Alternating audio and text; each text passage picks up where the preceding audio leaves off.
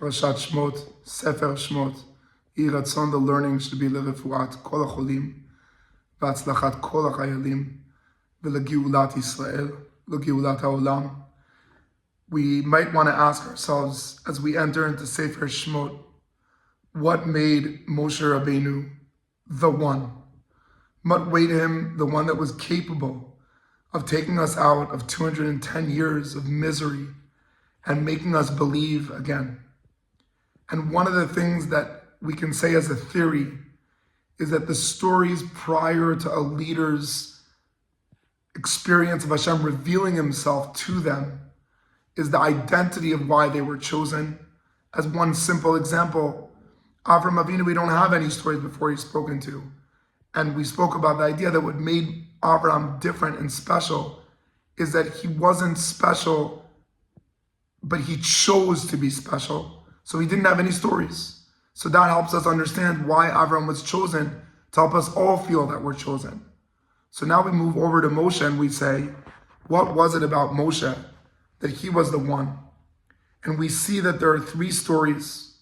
The first story is that he sees an Egyptian enemy beating a Jewish brother, and he kills the Egyptian for being so disgusting. And then the second day, he sees two Jewish people fighting, and he says to one of them, "You're a Rasha, don't hit your brother."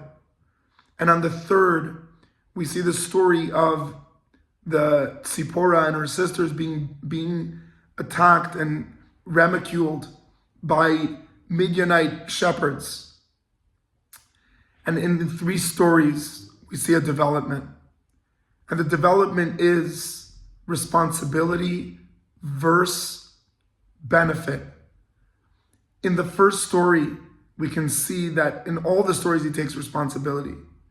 But in the first one, there could be a little bit of a clear benefit that maybe the Jewish people will believe in him, his brothers will love him, and it's obvious that you should attack the enemy. But in the second story, there's less benefit because it's two of your brothers. You're not really going to get followers for rebuking one of your brothers. And in the third story, it's not even his nation. He's all alone. He has every reason to be selfish and involved in himself. And instead, he dedicates himself to people that probably have no benefit for him. And I think that this element of responsibility, the ability to give without benefit, is the reason Moshe was chosen. So often we think that the reason to give, to be responsible, is to gain. Moshe Rabbeinu teaches us that that is what's going to make us be slaves.